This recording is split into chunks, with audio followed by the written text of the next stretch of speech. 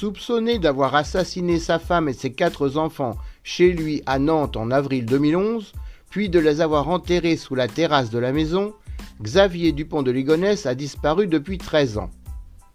L'affaire Dupont de Ligonnès, elle, débute le 21 avril 2011 à la découverte des corps à Nantes.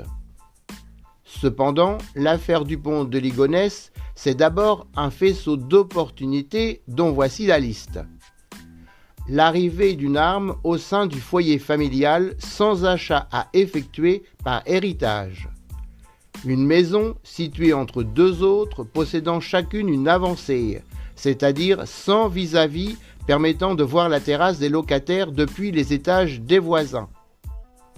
Une terrasse à l'arrière de la maison avec un espace de terre meuble dessous. Une maison avec un côté rue, sans voisins situé juste en face. Une maison nantaise traditionnelle munie d'une cave bric-à-brac. C'est aussi un printemps doux et ensoleillé. Une période sans mouvement de grève, notamment à la SNCF. À l'angle des rues proches, un boulevard perpendiculaire dont le nom, des Américains, correspond au rêve du chef de famille. Et c'est encore le choix d'une marque et d'un modèle de voiture, la première série de Citroën C5, capable de parcourir des milliers de kilomètres sans problème mécanique apparent. Certes, Xavier Dupont de Ligonnès disposait aussi d'une Xantia Break, une autre Citroën qu'il a peut-être utilisée avant son départ définitif de Nantes. Et de plus, ces véhicules achetés d'occasion étaient, semble-t-il, habituellement stationnés dans la rue. Pas de vandalisme, pas de vol. La vie dans un quartier tranquille.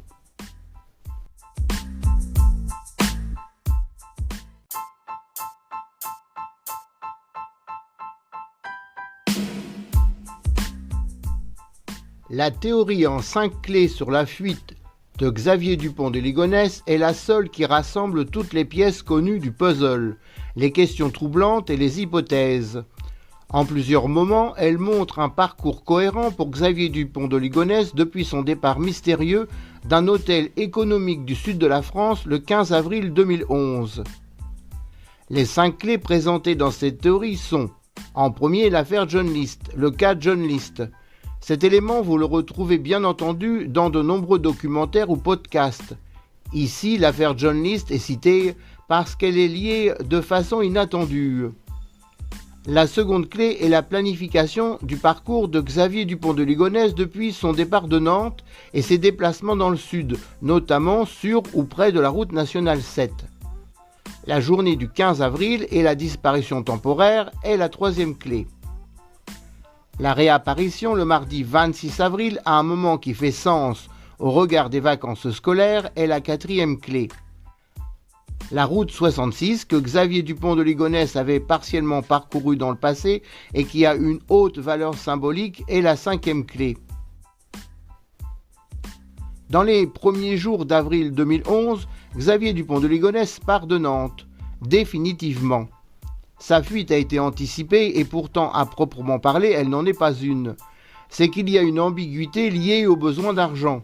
Pour lui, c'est un nouveau départ et en même temps une continuité de vie dans le cadre de ses habitudes professionnelles.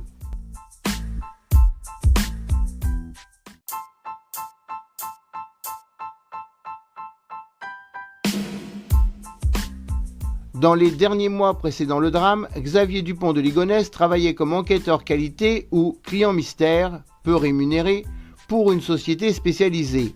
Il visitait discrètement des hôtels économiques en France et rédigeait ensuite ses impressions. C'est sans doute pour cela qu'il s'est éloigné de Nantes fin mars 2011 jusqu'aux portes de Châteauroux dans l'Indre, dans la zone commerciale de Saint-Maur où se trouve précisément un hôtel de la chaîne Première Classe. Ce que l'on sait, avant de partir, il en a profité pour faire plusieurs achats dans un magasin de bricolage voisin, dont un rouleau de grands sacs poubelles et un paquet de dalles plastiques adhésives pour le sol. L'hypothèse, il achète également une tente 2 secondes dans le Décathlon situé presque en face de l'hôtel.